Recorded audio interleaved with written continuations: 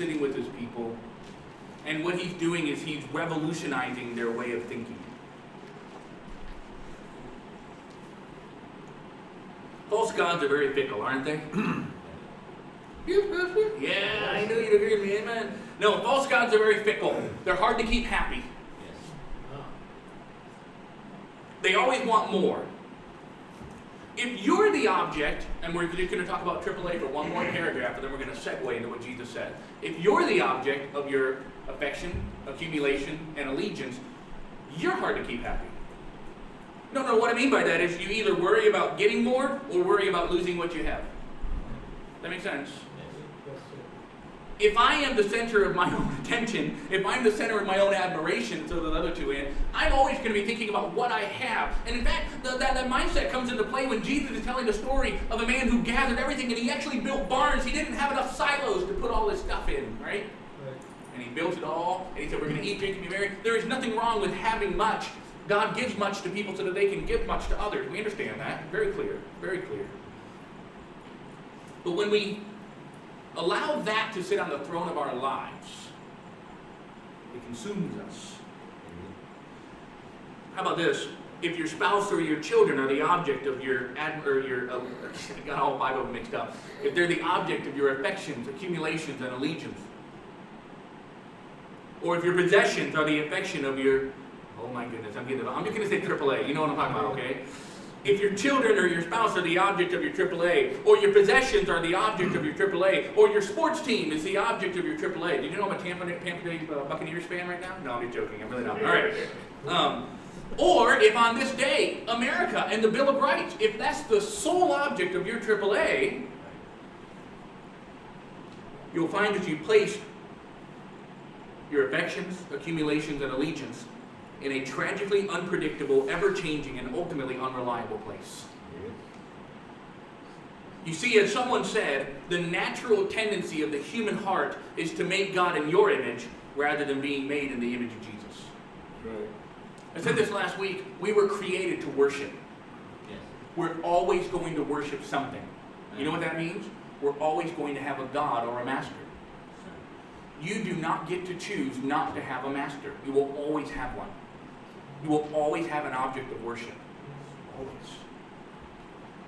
What Jesus is doing in Matthew 6 and what he's finishing up doing in Matthew 6 is he's pointing us to who that object should be. So, it's entirely necessary to remember as we cover this text that the whole chapter has been about Jesus confronting the idols in our hearts. And given that the passage today starts with the word therefore, it's clear that he means to connect this passage to what he's been saying all along. So with that in mind, let's define the word worry, because that's the idol that we're going to let Jesus dethrone this morning. Worry and anxiety. If you have a smartphone, you can have some fun looking it up. I'd rather you do that than play Candy Crush. Amen. I'm just joking. I'm sure it's not Candy Crush. It's Clash of Clans. All right, so here's the deal, okay? No, I'm teasing. If you want to do that while you listen, as long as it helps you listen, I don't care what you do. Peter, I know you're like a level 10 or something, man. You know what I'm talking about. I'm just joking with you, dude. I promise. All right. There's a lot of people who listen better while they do. I'm not worried about that at all. Okay. So, worry or anxiety are some of the words that have gained new meaning or lost meaning since they came into existence. Here's what I mean. While that word doesn't appear in our King James translation this morning, it's definitely the focus of Jesus' teaching in our text. Yes.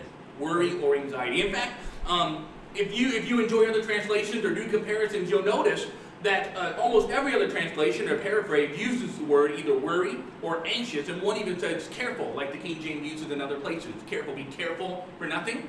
That's a Jesus teaching. They weren't making that up on the spot, right? That's a Jesus teaching. Worry or anxiety. Jesus is addressing our natural tendency to be filled with worry, anxiety, or dread. If you were to pull up this word worry in the dictionary, you'll find that I'm not trying to throw you under the bus for having general daily concerns. Let's define what worry really is. To worry means to give way to anxiety or unease. I know dictionary definitions are boring, but you've got to listen to this one because it's going to help us. To give way to anxiety or unease. To allow one's mind to dwell on difficulty or troubles. Some of the more severe synonyms for worry: fret, agonize, brood, panic, lose sleep, get worked up, and even to torment oneself. As some of y'all are sitting here listening and you're saying, that describes me to a T. I know what describes me. Remember, I stood up here just this morning before we started and I said, man, today it's just not a day when I woke up out of bed, I think I'll go outside, and it's just not, it wasn't one of the days like that for me. It wasn't. I was tired, I lost sleep, I was bummed about something. So I'm just being real with you, and I'm telling you that this passage is speaking to me, and if it's speaking to you, good. And you say, no, I haven't worried about anything for a while. Well, then stay tuned. Because part of the human experience is a tidal wave that's coming. It's just the way it goes. Jesus represented that by often having his disciple and his apostle Paul go into storms. Because his intention isn't to save you from the storm, his intention is to be there with you in it. Amen. How about this one? The dictionary even gives an example of how this word used to be used regularly. For a dog or another carnivorous animal to tear at, gnaw on, or drag around with teeth. As in, I found my dog contentedly worrying a bone. I didn't know you could use it that way. I shall be worrying food today. Amen. The food will be worried when its teeth be coming. You know what I mean? Worrying. It means to grab something and tear it up with your teeth. You say, Pastor, you look like an idiot. No, I know, but my little Suki dog, she tries her best to do it. My cat, oh my, yesterday was chasing a fly. That fly did die. Here is why. I'm just joking. All right, here we go. The cat was chasing this fly, and it cornered it, and it batted it around, and that fly was like, you know, it's just going down, and still trying to, it was like the Rocky Balboa flies. You know what I'm talking about? In the corner, making like, get up. That's a fly, Mick, by the way. All right, so anyway, the fly just trying its best to get up and recover, and then the cat just won. It whacked it. My wife doesn't get the Rocky Balboa references because she hates those movies, and by implication hates me. Anyhow, she's smiling at me. I'm okay. I'm okay for now. Don't say anything else. So anyhow, the cat caught the fly and ate the fly. Gross. I'm gonna see if we still have a cat when I go back in there, or if it, you know, got sick or something. I don't. Oh, gross. But you know what that cat did? It wasn't a single swallow. I know this sounds terribly gross, but I'm telling you, this is what I'm trying to do. I'm trying to make you see the severity of what worry does. That cat worried that fly. Yes. It was just, and I'm like, dude, it's a fly. Take it easy. Just swallow it. It's real small, you know? we do occasionally give our dog a little bone, and it doesn't really do well with bone. But when it has something real tough, if I'm eating a piece of steak and I can't get past some gristle, don't you judge me. The dog doesn't mind. I'll just give it to the dog. No one else do that? Thank you. All right, just making sure we all do it, but nobody really talks about it because it's kind of gross. She does it to me. I tell you, when you bring in your dentures, you got to pre-chew it for you, right? No, dude, that's Michael. You're on a gross tear today. All right, so yeah. So, anyways, I'll give the dog some gristle, and you know what that dog will do? It'll worry that gristle. It'll just tear it up. Hey, listen. With that image in mind, let's think about the word worry correctly.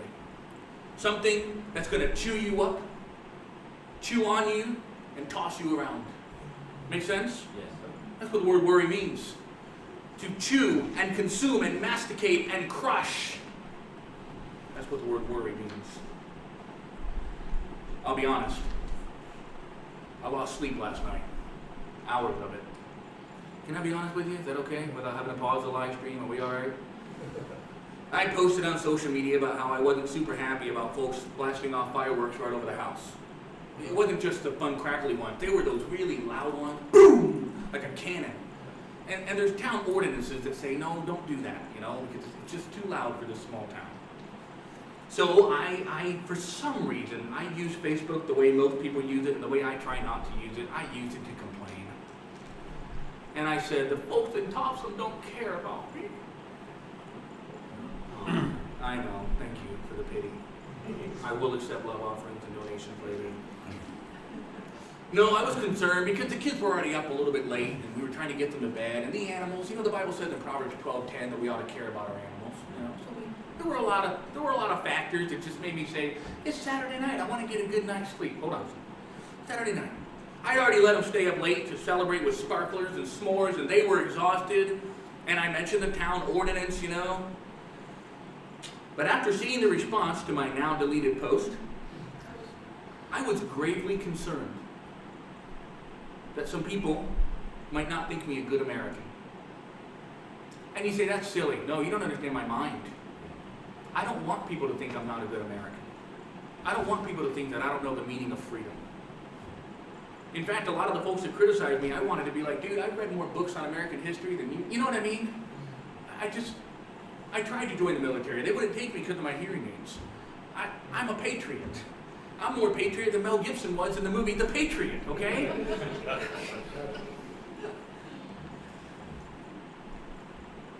One of the guys called my post pathetic and weak. And he edited it to later say just weak, and I appreciated that. And I understand where they're coming from. But I was worried about the fallout of that. I thought, man, he's lost respect for me because I was complaining about fireworks. And I'm trying to bring you into my world. You understand? You feeling a little bit maybe what I was feeling? And I thought maybe some people in our own church will lose respect for me. Maybe they'll think I'm just this old curmudgeon shaking my walker at those hooligans with their boom boxes and Pokemans. Pokemon.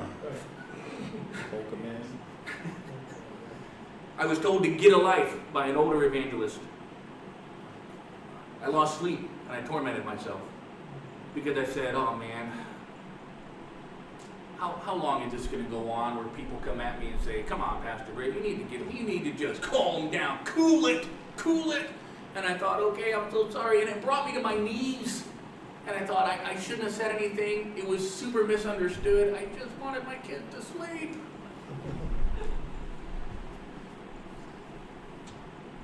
I wrote here, I don't care what the people out there think of me nearly as much as what my flock thinks of me.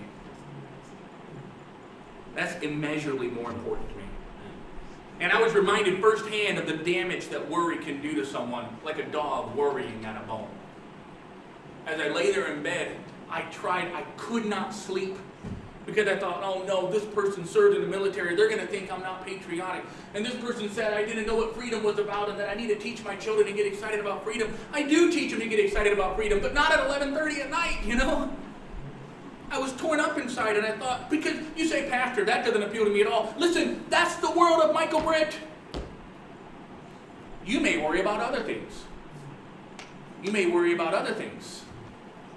I remember in college, we were taking turns talking about the thing that we feared most. I don't remember why. It might have been for an example, but it was in practice preaching and homiletics class. And they asked one young man who's now got a doctorate degree and is a phenomenal teacher of the Word of God. Phenomenal teacher of the Word of God. And we asked him, what's your greatest fear? And you know what he said?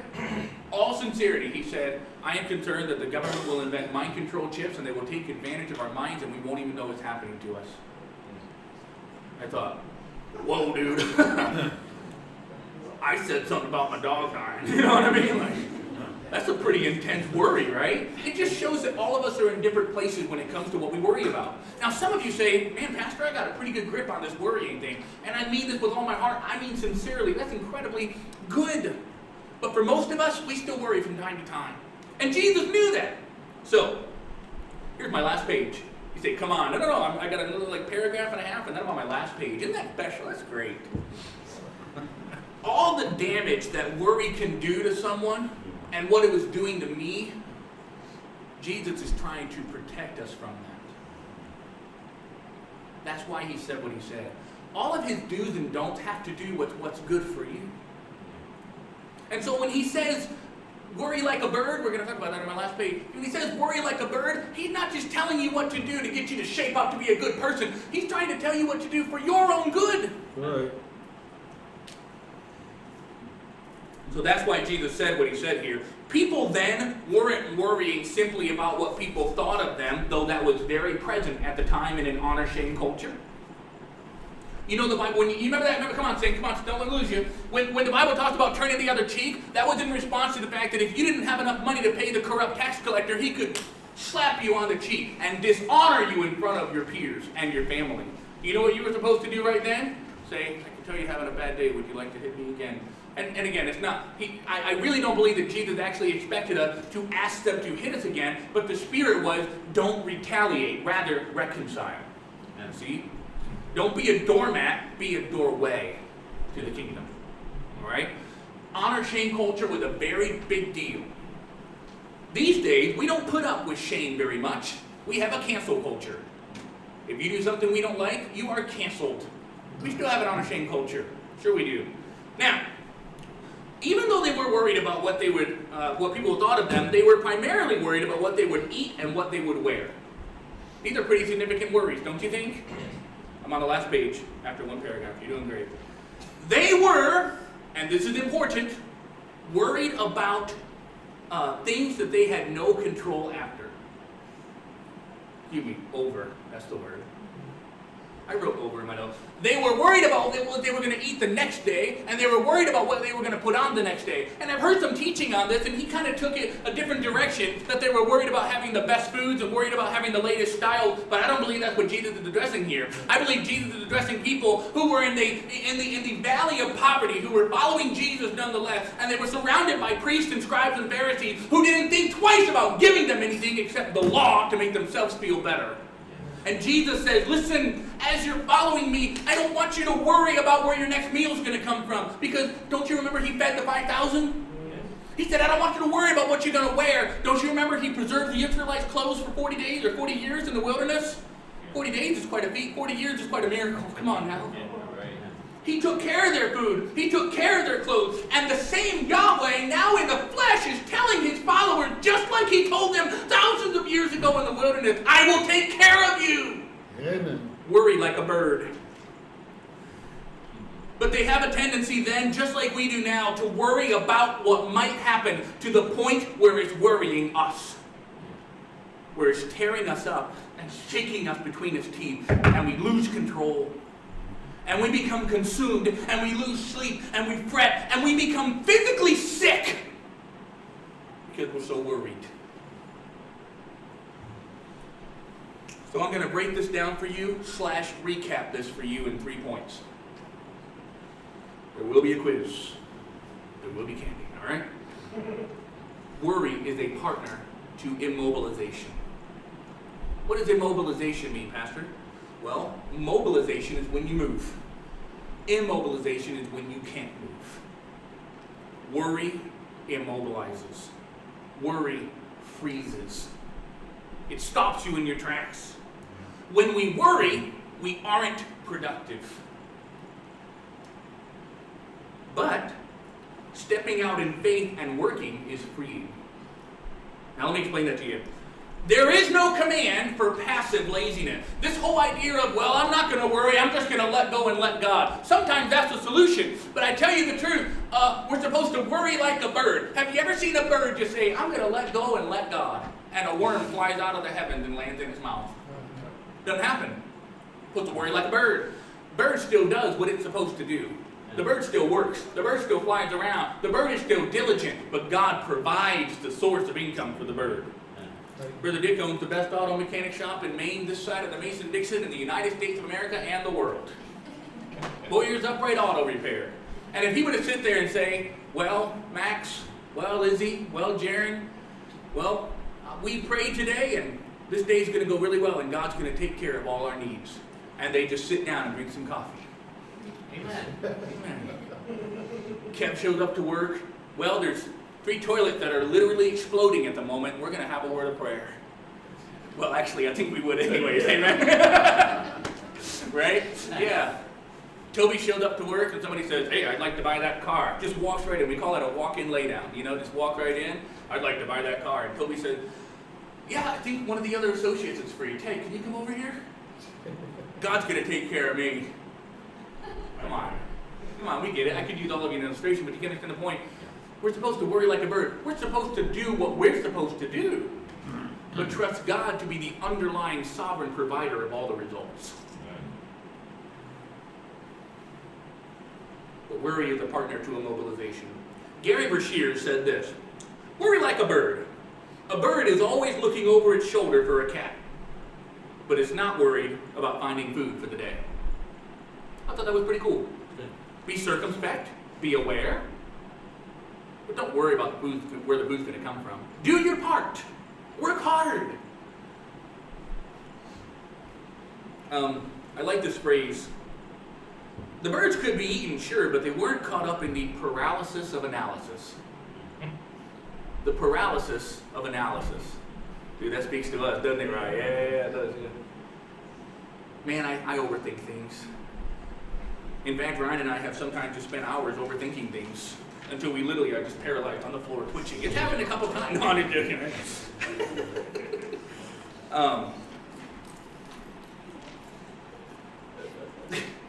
They aren't caught up, birds aren't caught up in the paralysis of analysis. I've seen birds do some weird things. We have chickens now. I've seen chickens do some weird things. Whoa, weird things. But I've never once seen a chicken go, oh man, when is that yellow container going to be filled up with food again? It doesn't worry about that. It just goes and pecks and scratches and flies and breaks out of its cage and, you know, sweet freedom ride, you know? Yeah. Hey, what about a child? Please consider this. This is the last page, for the last side of the last page. Hang in there. Generally speaking, the younger the child, the more trusting they are. Yeah. Generally speaking. But as they grow and they develop the ability to analyze, jump, son, those wheels start turning. You know what I'm talking about? The analyzation phase. Yeah. I told Ryan the other day, if he was on top of the house, I was like, jump, Ryan. You know what I mean? And he did. No, I'm just telling you right now. No. But think about it. We tell children, jump, jump, I'll catch you. And they're little, they'll go, yeah, reckless abandon, man. Reckless abandon. They love it. Trink still does that, you know what I'm talking about? But as they grow older and they develop these analytical faculties, they begin, I'm telling you, sometimes they begin to factor in like height, wind speed, you know what I'm talking about? They're like, no, not a good day for it, Dad. Let's postpone till Saturday. You know what I mean? Crazy how they analyze and they start to think about how everything could go wrong, and then they say, I'm not jumping, and so they freeze! They're caught up in analysis paralysis because they're overthinking it. But Jesus calls on us to jump.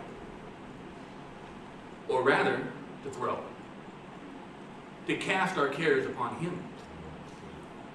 To throw our cares on Him. How about this? Make a budget, but throw that messy budget on Jesus. Do you know why I said it that way? I didn't just say, when you get your paycheck, just give it to God. No. Do what the birds do. Still do your thing that God has designed you to do. Use your mind. Use your intellect. Use your sensibility. Use your volition. Come on, saints. Yes. Adam was put in the garden to work in it and to toil in it. He still trusted that the dew was going to come every morning, but he did his job. So when God gives you money, yes, make a budget. Yes, do what you can do. But you've got to trust God with the rest. Amen. Sometimes I get some pushback when I say trust God with the rest. And most of it comes from my mind. Is we say, well, don't we want to trust God with all of it? I understand, but I hope you understand what I'm trying to say here. We do our part. And we say, God, whether this succeeds or fails, I know I've given it my best efforts. And I cannot be paralyzed by overanalysis. So I just wrote here, work your hardest to lead the results to Him. Live righteously and let Jesus take care of the jackals that come to bite and to gnaw. You'll always have jackals. Saints, you'll always have jackals. Yeah. Some of them don't mean any harm. They just don't know anything other to do than just to nitpick. Some of them mean a lot of harm. Leave them to Jesus Christ. Throw them on Jesus. Come on, saints. Let Jesus take care of the jackals. Raise your children, then trust God to take over the parenting when they leave the nest. I needed that one a lot. My children will never leave the nest. I'm going to expand the nest. Amen. I know they did. Take your stand for rightness and let God work on those who disagree. How about number 2? Number 1, worry is a partner to immobilization. Here's another one. Worry is a partner to intimidation. I didn't say it leads to. The first one you could say leads to. These are all very similar, but worry is a partner to intimidation. How about this? I'm often a little anxious when I'm a stickler for the rules. I get anxious when I am. I think, what are people going to think of me? Pastor, what do you mean? Just maybe you're like this too. If the rules at work say you got to do this and you got to count it twice and lock this up and do this, I'm going to do it. And there's sometimes it gets a little irritating to my coworkers, and well, and not usually. All my coworkers are pretty straight up cool people. But I'm just saying. How about this? When I set my cruise to 35 on Foreside Road, not everybody waves to me politely from behind me. And I just think, oh man, and I get anxious and I get intimidated to not do the right thing. Worry is a partner with intimidation. I had a cool illustration about local ordinances and how we should stand up for them too, but I won't use that one right now. I just wrote here, it's not popular, but I and you need to be willing to take our stand for things that are right even when they're not popular. I had a dear brother of mine, sweet, wonderful dear brother. He messaged me and he said, I messaged him and he messaged back and we talked for a little bit. And he told me of how Christian brothers that he loved and looked up to were calling him a heretic. In Christianity, that's a big word. That's talking about somebody who doesn't have the gospel right. They're going to hell. That's what that means. And these men probably knew what it meant when they called him this. And it's because he no longer believes in a pre-tribulational rapture. Saints, he and I may differ when it comes to end times theology, but he's still going to heaven if he trusts in the name of Jesus Christ. Come on, saints. There's a lot of different ways to understand eschatology, but this fella has been written off and called a heretic because he changed about when he thinks Jesus is going to come back.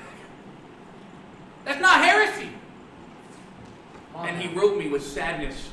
I could really almost hear him crying as he typed. This is an adult my age. And he's typing this and he said, I thought I knew them and I thought they loved me more than they apparently do. And all I could do was just keep texting him and say, man, I love you. I'm always here for you no matter what. Hey, why are we kinder to people who completely leave the faith than we are to somebody who might shift in a position? Come on. Well, if you leave the faith, I'm always going to be here for you. Why? Because we just want to win them back. Why can't we just show true love? But, in Christianity, we have accidentally formed a culture of intimidation that you better not shift from our traditions, or, come on, we may accidentally be fostering an atmosphere of worry. Hey, you know what's funny? Think about this. The Apostle Paul said, if you bite each other, be careful that you don't devour one another. Remember when he said that? That has to do with worrying, by the way, because to worry something means to bite it and tear it up. That's what Paul was saying. Don't worry each other. Don't be each other's cause for concern. We need to be building each other up, not tearing each other apart. So worry is a partner to immobilization. Worry is a partner to intimidation. And then lastly, worry is a partner to incapacitation. I wrote here, before long, you'll be sidelined by your worry. I don't believe in this nonsense of well, you don't do right, God's going to put you on the shelf for the rest of your life. I get it that choices have consequences, but I'm telling you, if he can use a man like King David after his own heart, I'm pretty sure he can use you. Yeah.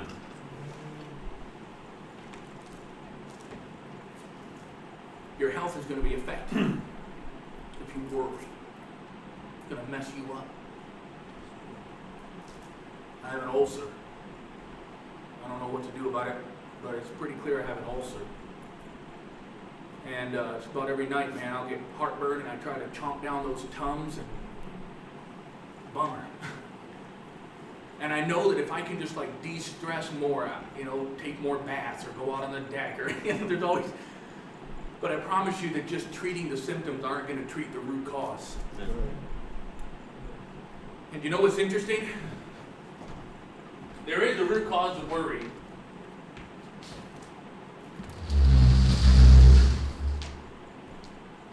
There is the root cause of worry. And I'm going to save it for the very last paragraph, because we're on the second to last paragraph. A way that worry can incapacitate you is that you live in devastation from yesterday and you're afraid about tomorrow.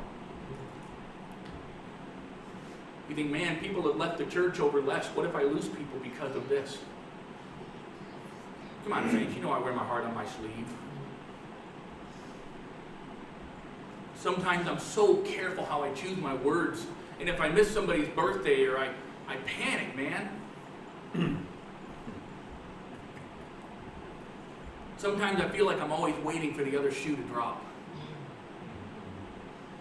But it's paralyzing and it will hurt me. Now I've been personal with you and I expect that you'll be just as honest before God this morning. When you go to God and you say, in a moment of reflection, you say, my God, my worry, it has immobilized me. It sapped me of my joy and I feel like I can't move forward because I'm always looking behind or I'm looking at an imaginary future that may never come to pass. And maybe you can confess that not only worry has immobilized you, maybe you're so intimidated by worry that you're afraid to move on. You're afraid to take a stand for what's right. You're afraid to just say about those things that you're worried about. You're afraid to go take them to the altar and leave them there. Hey, if you're like me, it's like every 30 seconds I got to redrop something at the altar. More like 3 seconds. I'm like you, and you're like me. We're humans. And maybe worry has incapacitated you. Maybe it's something more than an ulcer. Maybe it's cancer. Maybe it's a stomach issue. Maybe an intestinal issue. Maybe it's a back issue. Maybe your muscles are tense. Maybe, and here's what it is. Our bodies were not designed to handle the kind of burdens that we place upon ourselves. Our bodies were designed to be wild, unfettered, and free of the burden of the yoke that we bear when we worry. And Jesus said, take my yoke upon you. It is easy. Learn of me. I'm meek and lowly of heart. I'll help you carry your burdens. Amen. And every time we grab these burdens and we put them back on our back because we have a idolatry problem. Here's the throne. We're sitting in it. Because we feel like we need to control the situation. We feel like we need to do damage control. We feel like we need to take every little bit of the thing we're worried about and say, there must be a way I can stop this damage fallout. There must be a way I can contain the destruction. There must be a way I can steer that other person's future. There must be a way, and we find ourselves playing hungry hippos trying to maintain every single situation in our life. Ladies and gentlemen, there's not enough hungry hippos out there that can catch every single one of the things in your life. You've got to let God take care of it. You know what I mean by hungry hippos, I hope. It's a game where there's the board and there's all these little balls running around, and you control these little plastic hippos, and you try to collect all the balls and bring them into your camp. You say, man, my pastor tends to worry a lot. I do tend to. I do. But I am telling you right now that as I read this text and as I let it speak to me, I am more committed than ever to say, my God, you're in control. Whatever will be, will be. In Maine, we like to say it a lot. It is what it is. And to say, God, you're going to take care of it. The question is, will you let God be the one who controls these scenarios, or do you feel the need to take it from God? How silly is it when I'm trying to do something, and, I'll tell you what, me and Trig, we enjoy driving the tractor. And I'll let him drive and ride, but when it comes time to a hairpin turn or something, I'm going to take that wheel and steer. And he's got to let go. Come on, saints. I know I just did a classic Jesus take the wheel illustration, but it's a good one. I really thought I was on the last page, but this just has a couple of little quick sentences on it. So what do? Pastor, you created a huge problem. You've revealed that worry is really just when we sit on the throne of our own hearts, right? What do we do about it? Jesus literally says this. He says, don't worry. What does he say to do instead? Seek first the kingdom of God and his righteousness. And all the things you're worried about, they'll be added to you. They'll be added to you. Look at what the Bible says. Consider the lilies. Consider the fowls of the air. Look at verse 30. If God so clothed the grass of the field, is here today and gone tomorrow, how much more is he going to clothe you, O ye of little faith? Wait a minute. He kind of throws us under the bus right there. Not really, but you understand what I'm saying? He says that our worry is really a lack of faith. I have faith in God. Oh man, if you can trust him to deliver you from the grave, we should be able to trust him to deliver us from a budget. Amen. Faith. It's time we take this faith we have in God on a big, grand, abstract scale and apply it to individual scenarios in our lives. I'm going to say it one more time because I think that was good. It's time we take the faith we have in God on a grand, abstract scale and apply it to individual scenarios in our life. Take it out of the pie in the sky and apply it to the things that are truly plaguing you. So, the lesson for today, here it is, look. He said, all the Gentiles seek after these things, verse 32, but your heavenly Father knows what you need. Look at verse 33. But seek ye first the kingdom of God and his righteousness, and all these things shall be added unto you. Look at verse 4. It's the most important therefore in the chapter. Look at what he says. Therefore, as a result of what I just told you, as a result of the fact that I've just given you assurance that if you center your life on me and become a conduit of my goodness to the world, if you follow the kingdom, if you live after the Matthew 5 principles, I will take care of you. Then look at what he says. Therefore, take no thought for the morrow. For the morrow shall take thought for the things of itself. Sufficient unto the day is the evil thereof. He said, man, there's enough stuff to worry about today. Don't set your eyes on tomorrow. Don't let the clouds of tomorrow ruin the sunshine of today. Amen. Don't create more problems for yourself. So I could list for you all the things that I'm afraid are going to go wrong with my health. I got a family history of heart problems and cancer. Man, cancer looks up Brit in the phone book. It goes and visits us, man. We got cancer all up in our heritage.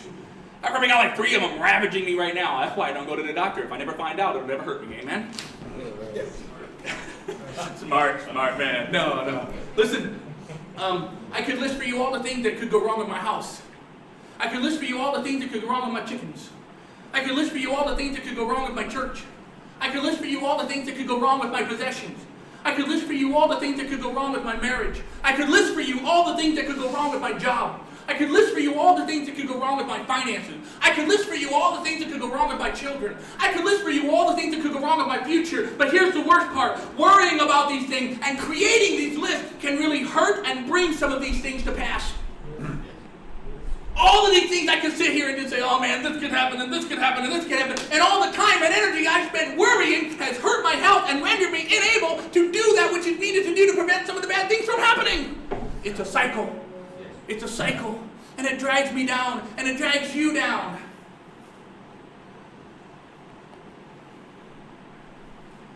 If you immobilize yourself with worry, if you're intimidated by the objects of your worry, you won't rise to the occasion. And you're ultimately going to be incapacitated by your worry. It's going to take you out of the legs. Jesus says, give that stuff to me. Amen. I can bear that burden. You can't. Right. Lord, I love you.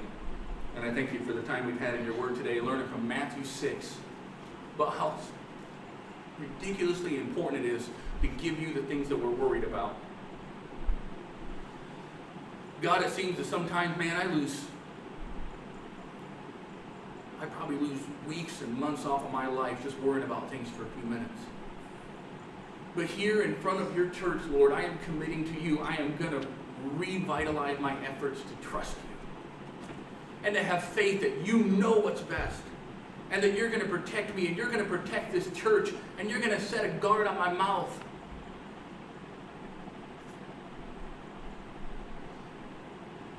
Father, my prayer for this flock is that we be a flock that is carefree in the care of God.